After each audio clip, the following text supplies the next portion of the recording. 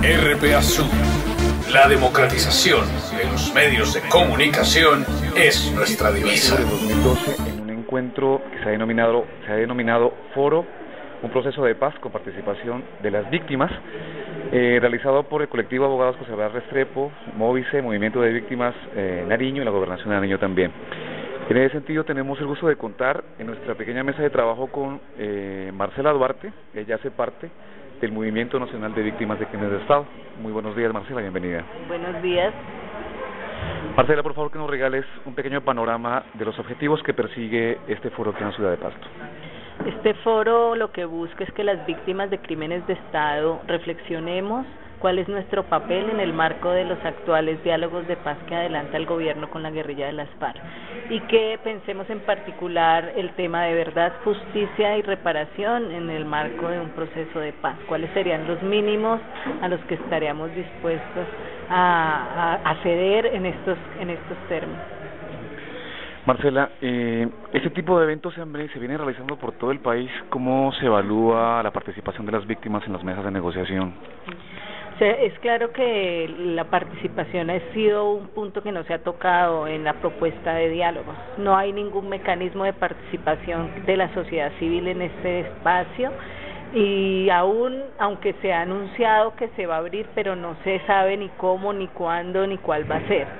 Sin embargo, la sociedad, los sectores populares, los movimientos de víctimas, de estudiantes, todo el mundo ha dicho, nosotros sí tenemos mucho que decir, y se ha empezado a mover espacios desde la sociedad para poder opinar y poder llevar a la mesa las propuestas que tenemos de una sociedad diferente, o sea, tratando de posicionar esto como un proceso claramente político donde se define una forma de sociedad y no solo donde se va a negociar una dejación de armas, sino donde vamos a negociar que sea una sociedad diferente para todos.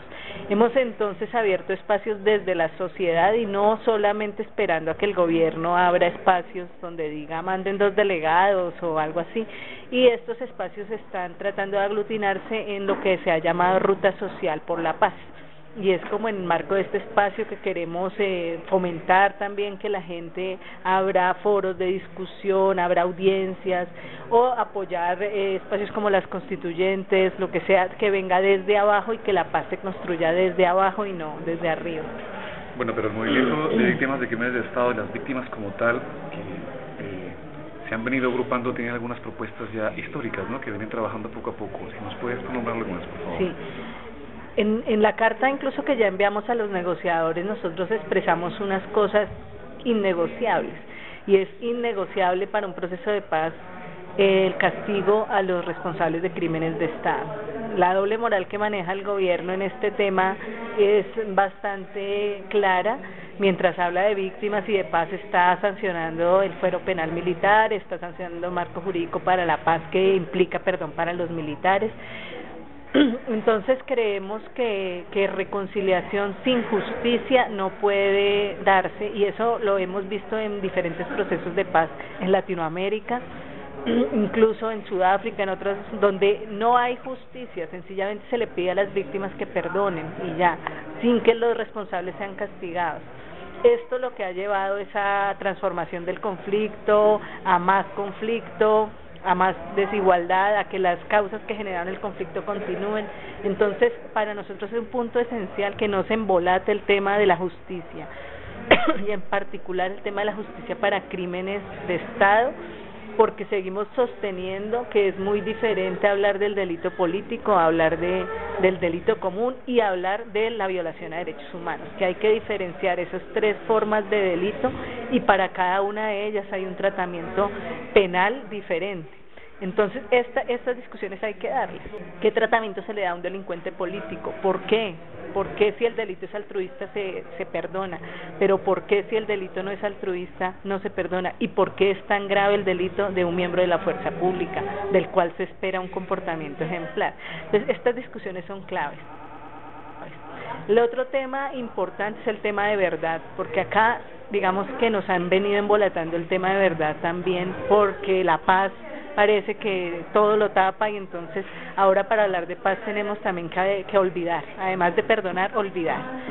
y para nosotros la verdad de lo que ha sucedido con esta violencia, que no es únicamente que ha habido muertos y desaparecidos y torturados, que eso acá ya todo el mundo lo sabe, sino que esos crímenes han estado en función de la imposición de un modelo político determinado, y eso es lo que la sociedad no sabe, y la sociedad no sabe que detrás de tanta masacre y detrás de las desapariciones ha habido arrasamientos de proyectos de sociedad, de proyectos de vida, de proyectos de modelos educativos, de proyectos de modelos laborales, y esos proyectos son los que nadie sabe. Esa verdad es la que queremos que vuelva a jugar, a ponerse sobre la mesa, y que se comprenda que el modelo de desarrollo actual que tenemos es producto de la masacre y es producto de la muerte de muchos líderes y lideresas.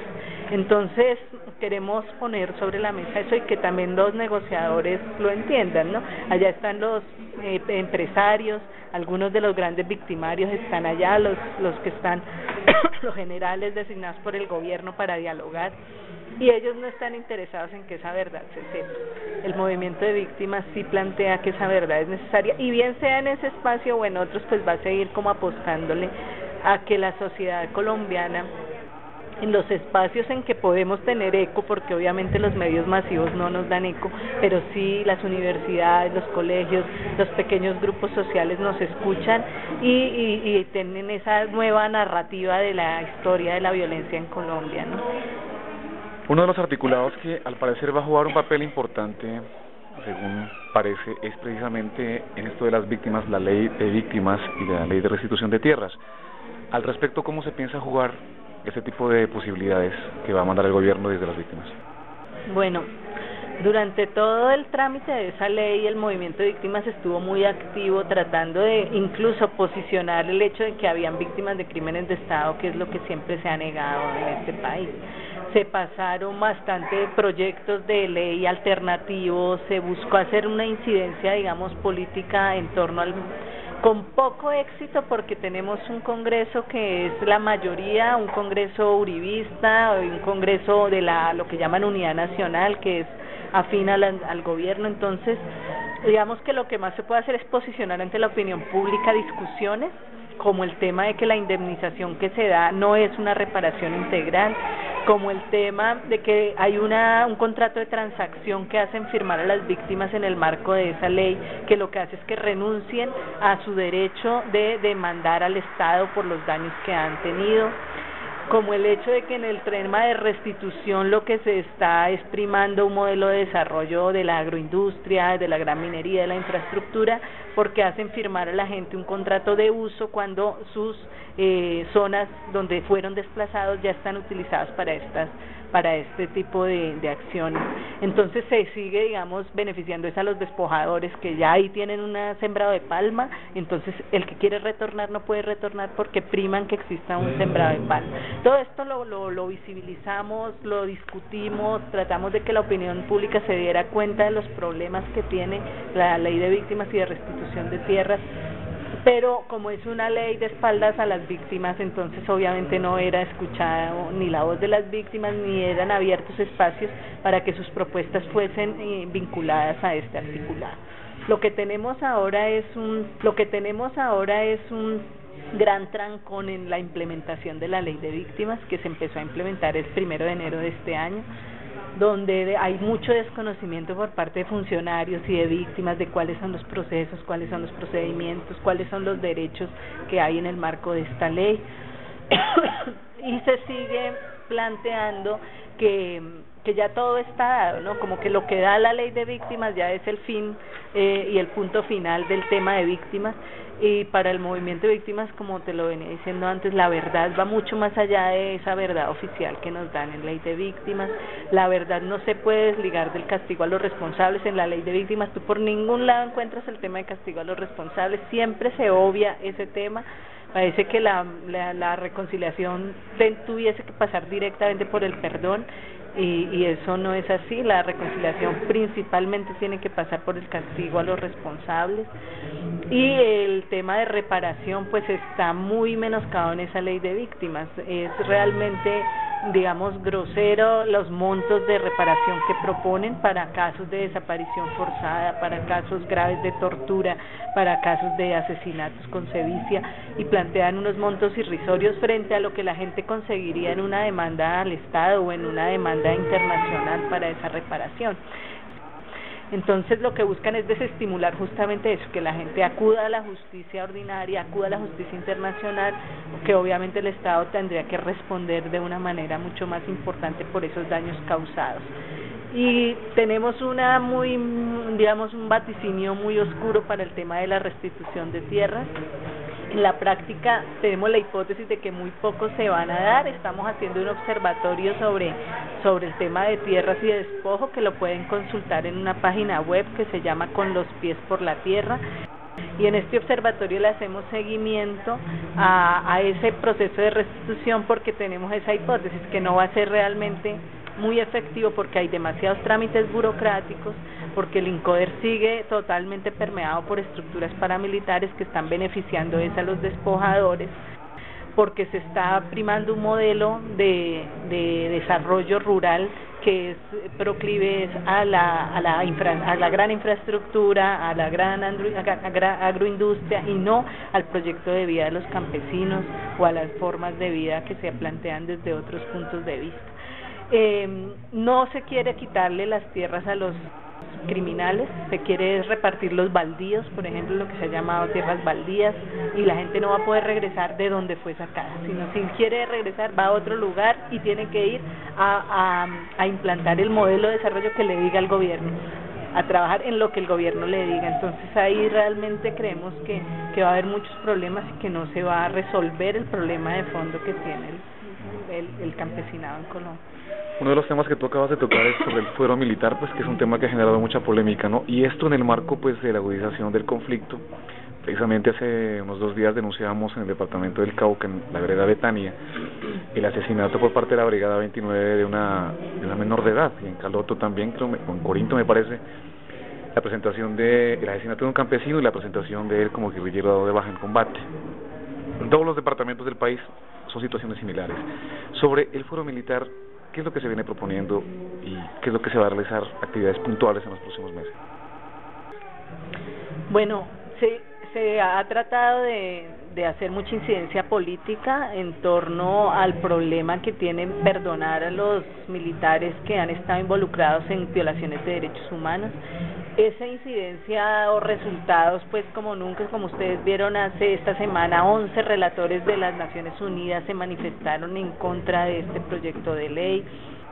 Ha enviado carta a todas las organizaciones internacionales con fuerza y incidencia en el tema de derechos humanos, pero esto no ha frenado al gobierno en sus intenciones de darle perdón a los militares. Al parecer esta es una de sus promesas a los militares con la negociación que se hizo. Ustedes nos dejan negociar la paz y nosotros le damos perdón a ustedes. Entonces eso está claro, como que esa es la propuesta, y muy difícil que escuchen un poco a las organizaciones de derechos humanos. Se harán acciones jurídicas que hay pertinentes para hacer, que tienen que ver con que cuando se sancione la ley se va a demandar por inconstitucional y demás, pero últimamente no se ha tenido mucho éxito con la Corte Constitucional, porque en un tiempo la Corte Constitucional estaba compuesta por magistrados que eran más progresistas, pero en este momento los magistrados están más cercanos también a las apuestas del gobierno, y es muy probable que les parezca que es constitucional totalmente y que no hay problema con perdonar a los militares. Entonces las acciones que nos siguen quedando pues son las acciones de denuncia, de apostarle a la justicia internacional, a la Corte Penal Internacional, como espacios a donde puede tener eco las denuncias contra este tipo de militares de alto rango, sobre todo, que son los que siempre quedan en la impunidad. En lo que viene es probable que el Movice, digamos para el 6 de marzo próximo, organice una gran movilización para denunciar los casos en los cuales ya están, por ejemplo, condenados y van a quedar en libertad gracias a estas medidas legales. Y todo lo que ha costado condenar un militar en un proceso, que eso ha costado incluso vidas de abogados que han dado su vida tratando de llevar a la cárcel a a un responsable de una violación a derechos humanos, y ahora va a quedar en libertad gracias a este tipo de leyes, incluido Plazas Vega, que puede quedar en libertad gracias a estas leyes. RPA Sur, la democratización de los medios de comunicación es nuestra divisa.